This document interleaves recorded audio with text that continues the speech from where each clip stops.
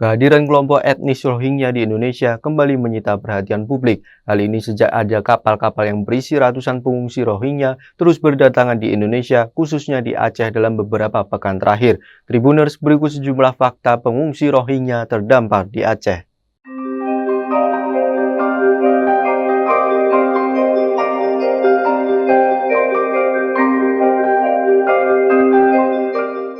Diketahui kelompok etnis Rohingya ini telah berdatangan ke perairan Aceh sejak 14 November 2023 lalu. Menurut catatan UNHCR, Badan PBB yang menangani pengungsi, Tanah Rencong telah kedatangan sebanyak 1.075 pengungsi Rohingya.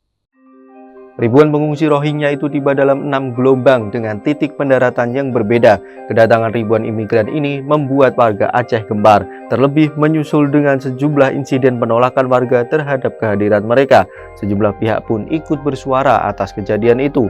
Tak hanya di Aceh, kasus ini juga ikut menyita perhatian publik hingga warganet di media sosial. Bahkan pencarian kata Rohingya di mesin pencari Google mengalami peningkatan dalam beberapa pekan terakhir. Rohingya adalah kelompok etnis minoritas Muslim yang telah tinggal selama berabad-abad di Myanmar, negara yang mayoritas penduduknya beragama Buddha menurut Badan Pengungsi PBB UNHCR. Dalam artikel yang dirilis BBC News Indonesia pada 2017, disebutkan bahwa hal itu masih kontroversial. Kalangan sejarawan bersilang pendapat apakah Rohingya memang sudah menetap di Myanmar sebelum kemerdekaan dari Inggris pada 1948. Sebagian sejarawan mengatakan komunitas ini sudah tinggal di Myanmar selama berabad-abad, hal yang diyakini komunitas Rohingya sendiri bagian dari etnis di Myanmar. Pendapat kedua mengatakan mereka baru muncul sebagai kekuatan identitas dalam seabad terakhir.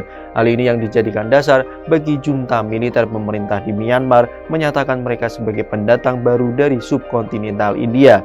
Tahun 1982 menjadi momentum paling penting bagi komunitas Rohingya saat pemerintah Myanmar menerbitkan Undang-Undang Kewarganegaraan. Melalui kebijakan ini, etnis Rohingya tidak dimasukkan sebagai ras nasional Myanmar. Akibatnya, mereka menjadi populasi tanpa kewarganegaraan terbesar di dunia. Secara de facto, mayoritas Rohingya hidup di negara bagian termiskin Myanmar, yaitu Rakhine. Dari sisi historis, keberadaan Rohingya tidak disukai oleh mayoritas penduduk di Rakhine yang berdominasi agama Buddha. Rohingya dipandang sebagai pemeluk Islam dari negara lain. Kebencian terhadap Rohingya dari mayoritas penduduk di Rakhine ini meluas di Myanmar. Sejak mereka tidak punya kewarganegaraan, tapi masih tetap tinggal di Myanmar. UNHCR menyebut hidup dalam kehidupan mereka selama puluhan tahun mengalami kekerasan, diskriminasi, dan persekusi di Myanmar. Orang Rohingya perlahan-lahan mulai meninggalkan Myanmar pada 1990-an. Tapi puncaknya terjadi pada 2017 saat gelombang kekerasan besar-besaran di negara bagian Rakhine memaksa lebih dari 742.000 orang, setengahnya anak-anak, mencari perlindungan di Bangladesh. Peristiwa ini menjadi eksodus terbesar dalam sejarah Rohingya. Seluruh desa dibakar, ribuan keluarga dibunuh atau terpisah, dan pelanggaran hak asasi manusia membanjiri laporan-laporan kemanusiaan. Laporan UNHCR per 31 Oktober 2023 menunjukkan 1.296.525 pengungsi Rohingya yang mencari perlindungan tersebar ke sejumlah negara. Bangladesh menjadi negara paling banyak menampung, yaitu 967.842 orang. Diikuti dengan negara Malaysia 157.731, Thailand 91.339, India 78.731, dan terakhir Indonesia 882. Meskipun jumlah yang masuk ke Aceh Indonesia sedikit, tapi dalam satu pekan terakhir gelombang pengungsi Rohingya mengalami peningkatan lebih dari 100% dengan jumlah sekitar 1.000 orang sebagaimana yang diberitakan pada Kamis 23 November 2023. Sementara itu, dalam laporan BBC News Indonesia pada 2021, Direktur Arakan Project Lembaga Advokasi HAM Rohingya, Chris Lewa, menilai Indonesia bukanlah negara tujuan bagian pengungsi Rohingya dalam mencari perlindungan.